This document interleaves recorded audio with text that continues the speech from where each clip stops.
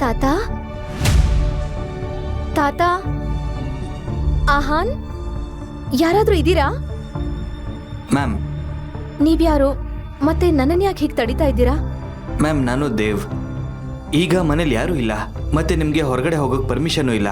ಮನೇಲಿ ಯಾರು ಇಲ್ಲ ಅಂತಂದ್ರೆ ಇಷ್ಟೊತ್ತು ಎಲ್ಲ ಇಲ್ಲೇ ಇದ್ರಲ್ವಾ? ತಾತ ಇಲ್ಲಿ? ದೊಡ್ಡ ಯಜಮಾನ್ರು ಆರೋಗ್ಯ ಸ್ವಲ್ಪ ಏರುಪೇರಾಗಿದೆ, ಅವ್ರನ್ನ ಎಲ್ಲರೂ ಹಾಸ್ಪಿಟಲ್ ಕರ್ಕೊಂಡು ಹೋಗಿದ್ದಾರೆ. ನಾನು ಈಗಲೇ ಅವ್ರ ಬಳಿ ಹೋಗ್ಬೇಕು. ಐ ಆಮ್ ಸಾರಿ ಮ್ಯಾಮ್, ಅಂದ್ರೆ ಅರ್ಮಾನ್ ಸರ್ ಅವ್ರ ಪರ್ಮಿಷನ್ ಇಲ್ಲದೆ ನಾನು ನಿಮ್ಮನ್ನ ಹೊರಗಡೆ ಹೋಗೋದಕ್ಕೆ ಬಿಡಲ್ಲ. ನನಗೆ ಯಾರ ಪರ್ಮಿಷನ್ ಕೂಡ ಬೇಕಾಗಿಲ್ಲ. ಆ ಸ್ಥಳ ಹಠದ ಮುಂದೆ ದೇವ್ ಸೋಲಲೇಬೇಕಾಯಿತು. ಅವನು ಅವಳನ್ನು ಕಾರಿನಲ್ಲಿ ಹಾಸ್ಪಿಟ್ಲಿಗೆ ಕರೆದುಕೊಂಡು ಹೋದ. ಅಲ್ಲಿ ಹಾಸ್ಪಿಟಲ್ನ ವಾತಾವರಣ ತುಂಬಾ ಗಂಭೀರವಾಗಿತ್ತು. ಧ್ರುವ ವಾರ್ಡ್ನಿಂದ ಹೊರಗಡೆ ಬಂದ. ಅರ್ಮಾನ್ ಬ್ರೋ, ತಾತನ್ ಕಂಡೀಷನ್ ತುಂಬಾ ಕ್ರಿಟಿಕಲ್ ಆಗಿದೆ. ಇದು ಸೆಕೆಂಡರಿ ಹಾರ್ಟ್ ಅಟ್ಯಾಕ್. ಅವ್ರಿಗೆ ಸ್ವಲ್ಪ ಸ್ಟ್ರೆಸ್ ಕೊಟ್ರೆ ನಾವು ಅವ್ರನ್ನ ಕಳ್ಕೋಬಹುದು. How dare you Dhruv? ನನ್ನ ತಾತನಿಗೆ ಏನು ಆಗಲ್ಲ. ಇದನ್ನ ನೀನು ಸರಿಯಾಗಿ ನೆನ್ಪಲ್ಲಿಟ್ಕೋ. ನಿಜ ಏನಂದ್ರೆ ಅರ್ಮಾನ್ ಬ್ರೋ, ಯಾವಾಗ್ಲೂ ನಿಮ್ ಕೋಪ ಮತ್ತೆ ಹಠ ಅವ್ರ ಜೀವಕ್ಕೆ ಅಪಾಯ ತರ್ತಾ ಇದೆ. ಈಗ ಏನು ಮಾಡಕ್ಕಾಗಲ್ಲ. ಅರ್ಮಾನ್, ಅವನನ್ನ ಬಿಡು. ಅರ್ಮಾನ್ನ ಸ್ನೇಹಿತರಾದ ಆಕಾಶ್ ಮತ್ತು ಸುಮಿತ್ ಮಧ್ಯೆ ಬಂದರು. ಅರ್ಮಾನ್ ಸಂಪೂರ್ಣವಾಗಿ ಕಂಗಾಲಾಗಿದ್ದ. ಅವನು ಒಬ್ಬನೇ ಗೋಡೆಯ ಬಳಿ ಹೋಗಿ ನಿಂತಿದ್ದ. ಆಗಲೇ ಗ್ಯಾಲರಿಯ ಇನ್ನೊಂದು ಕಡೆಯಿಂದ ಓಡುತ್ತಾ ಬಂದ ಆಸ್ಥಾ ಅರ್ಮಾನ್ ಕಡೆಗೆ ಡಿಕ್ಕಿ ಹೊಡೆದಳು. ಅವಳು ಮೇಲೆ ನೋಡಿದಾಗ ಬೆಂಕಿಯಂತೆ ಕೋಪದಿಂದ ಕುದಿಯುತ್ತಿದ್ದ ಅರ್ಮಾನ್ ಸಿಂಘಾನಿಯಾ ನಿಂತಿದ್ದ. ನೀನ್ ಇಲ್ಲೇನ್ ಮಾಡ್ತಿದ್ಯಾ? ನಾನು ತಾತ ಅವ್ರನ್ನ ನೋಡ. ತಾತನ್ನ ಸಾವಿಗಂಚು ತಳ್ಳದ ಮೇಲೆ ಇಲ್ಲಿಗೆ ಬಂದು ಡ್ರಾಮಾ ಮಾಡಕ್ಕೆ ಎಷ್ಟು ಧೈರ್ಯ ನಿನ್ಗೆ? ಆಸ್ಥಾ ನಡುಗುತ್ತಾ ಇದ್ದಳು. ತಾನು ಮದುವೆಯಾದ ವ್ಯಕ್ತಿ ಇಷ್ಟು ಕ್ರೂರಿಯಾಗಿರುತ್ತಾನೆ ಎಂದು ಅವಳು ಊಹಿಸಿರಲಿಲ್ಲ. ದಯವಿಟ್ಟು ತಾತನ ನೋಡೋದಕ್ ಬಿಡಿ ಪ್ಲೀಸ್. ಏಯ್, ಅವ್ರನ್ನ ನೀನು ತಾತ ಅಂತ ಕರಿಬೇಡ. ಅವರು ನನ್ ತಾತ. ನೀನು ನಿನ್ ಸೌಂದರ್ಯದ ಬಲೆಯಿಂದ ನನ್ನನ್ನ ಬಳಸ್ಕೋಬಹುದು ಅಂತ ಅನ್ಕೊಂಡಿದ್ಯಾ ನೀನು? ಮತ್ತೆ ನಿನ್ನ ಇನ್ನೋಸೆಂಟ್ ಡ್ರಾಮಾ ಇಂದ ನನ್ನ ಮನೆಯವ್ರನ್ನ ಗೆಲ್ಬಹುದು ಅಂತ ಅನ್ಕೊಂಡಿದ್ಯಾ? ಅದು ಯಾವತ್ತು ಈಡೇರಲ್ಲ. ನಾನ್ ಯಾವತ್ತು ನೀನ್ ಈ ಸೌಂದರ್ಯಕ್ಕೆ ಬೀಳಲ್ಲ.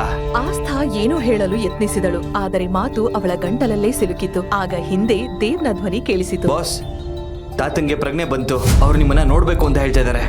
ಅರ್ಮಾನ್ ಆಸ್ಥಾಳ ಕೈಯನ್ನು ಪಟ್ಟಂತ ಬಿಟ್ಟು ಅಲ್ಲಿಂದ ವಾರ್ಡ್ ಕಡೆಗೆ ಓಡಿದ. ಅವನನ್ನ ನೋಡಿ ತಾತ ಹೀಗೆಂದರು. ಅರ್ಮಾನ್, ನನಗೆ ಗೊತ್ತಿದೆ ನಿನಗೆ ಈ ಮದುವೆ ಇಷ್ಟ ಇರಲಿಲ್ಲ ಅಂತ. ಆದ್ರೆ ಆಸ್ಥಾ ಈ ಮನೆ ಸೊಸೆ. ಅವಳನ್ನ ನೀನು ಚೆನ್ನಾಗಿ ನೋಡ್ಕೋಬೇಕು. ತಾತ, ಆ ಹುಡುಗಿ ನನ್ನ ಜೀವನದಲ್ಲಿ ಯಾವತ್ತೂ ಭಾಗಿಯಾಗಲ್ಲ. ಅರ್ಮಾನ್ ಬ್ರೋ, ನೀವೇನ್ ಹೇಳ್ತಾ ಇದ್ದೀರಾ? ಅತ್ತಿಗೆ ಹೊರಗಡೆನೇ ಇದ್ದಾರೆ. ಯಾರು ಅತ್ತಿಗೆ? ಅವಳು ನಿನ್ನ ಅತ್ತಿಗೆ ಅಲ್ಲ. ಸರಿಯಾಗಿ ಕೇಳಿಸ್ಕೊಳ್ಳಿ, ಅವಳ ಜೊತೆ ಯಾವುದೇ ಸಂಬಂಧ ಇರೋದಿಲ್ಲ. ತಾತನ ಕಣ್ಣಲ್ಲಿ ವಿಚಿತ್ರವಾದ ನೋಟ ಮತ್ತು ಕೋಪ ಕಾಣಿಸಿಕೊಂಡಿತು. ಅರ್ಮಾನ್, ಆಸ್ಥಾ ಹೊರಗಡೆ ಇದ್ದಾಳ.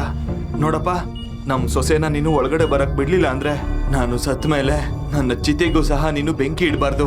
ಇದನ್ನು ಕೇಳಿ ರೂಮ್ ಸಂಪೂರ್ಣವಾಗಿ ಮೌನವಾಗಿತ್ತು. ಅರ್ಮಾನ್ನ ಮುಖ ಕೋಪದಿಂದ ಕೆಂಪಾಯಿತು. ಅವಳನ್ನ ಒಳಗಡೆ ಕರ್ಕೊಂಡ್ ಬಾ. ಅರ್ಮಾನ್ ಬ್ರೋ, ಸ್ವಲ್ಪ ತಲೆ ಉಪಯೋಗಿಸಿ. ತಾತ ಈಗ ಆಸ್ಥಾ ಅತ್ತಿಗೆಗೆ ಅಟ್ಯಾಚ್ ಆಗಿದ್ದಾರೆ. ನೀವು ಅವ್ರನ್ನ ಬೇರ್ಪಡಿಸಿದ್ರೆ ಸ್ಟ್ರೆಸ್ ಇಂದ ಅವ್ರ ಆರೋಗ್ಯ ಕೆಡಬಹುದು. ನಿಮ್ ಕೋಪಕ್ಕಾಗಿ ಅವ್ರ ಜೀವ ಪಣಕ್ಕಿಡ್ತೀರಾ?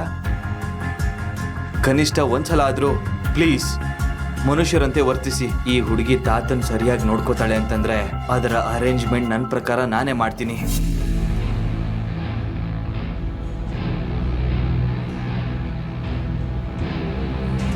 ನಿನ್ ಬುದ್ಧಿವಂತಿಕೆ ಮೆಚ್ಚಬೇಕು. ಮನೆಗೆ ಬರ್ತಾ ಇದ್ದಂಗೆ ಯಾರನ್ನ ಬಲೆಗೆ ಹಾಕೋಬೇಕು ಅಂತ ನಿನಗೆ ಚೆನ್ನಾಗಿ ಗೊತ್ತಿತ್ತು ಅನ್ಸುತ್ತೆ.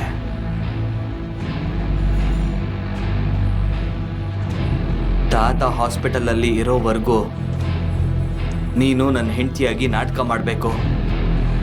ಮತ್ತೆ ಒಂದೇ ಒಂದು ಕಣ್ಣೀರ್ ಹನಿ ಸಹ ಬರಬಾರ್ದು. ಅಕಸ್ಮಾತ್ ಬಂದ್ರೆ ನಾನು ನಿಮ್ಮ ಮನೆಯವರನ್ನ ಸುಮ್ಮನೆ ಬಿಡಲ್ಲ. ಕೂದಲು ಸರಿ ಮಾಡ್ಕೊಂಡು ಒಳಗ್ ಬಾ. ಮಗುವಿನಂತೆ ಆಸ್ಥಾ ಅವನ ಮಾತುಗಳನ್ನ ಫಾಲೋ ಮಾಡುತ್ತಾ ರೂಮಿನ ಒಳಗಡೆ ಹೋದಳು. ಒಳಗೆ ಹೋಗಿ ತಾತನ ಬಳಿ ಅವರ ಕೈಯನ್ನು ಹಿಡಿದುಕೊಂಡು ಕೂತಳು. ತಾತ ಅವರಿಬ್ಬರನ್ನು ನೋಡುತ್ತಿದ್ದರು. ಈ ಹುಡುಗಿ ಏನ್ ಮಾಟ ಮಂತ್ರ ಮಾಡಿದಾಳೆ? ಸ್ವಲ್ಪ ಸಮಯದಲ್ಲೇ ಎಲ್ಲರನ್ನು ತನ್ನ ಬಲೆಗೆ ಹಾಕೊಂಡಿದ್ದಾಳೆ. ಇರ್ಲಿ, ಅದನ್ನ ಆಮೇಲೆ ನೋಡ್ಕೋತೀನಿ. ಅದ್ಗೆ ಈಗ ನಿಮ್ಮ ಆರೋಗ್ಯ ಹೇಗಿದೆ? Hey Akash, the great Dhruv treatment ಮೇಲೆ ನಿನ್ಗೆ ಅನುಮಾನನ? ಸುಮ್ನೆ ಕೇಳ್ದೆ, ಅದ್ಗೆ ಪರ್ಫೆಕ್ಟ್ಲಿ ಫಿಟ್ ಆಗಿದ್ದಾರೆ. ಆಕಾಶ್, ಧ್ರುವ್ ಹೇಳಿದ್ದು ನಿಜ. ನಾನಿವಾಗ ಚೆನ್ನಾಗೇ ಇದ್ದೀನಿ.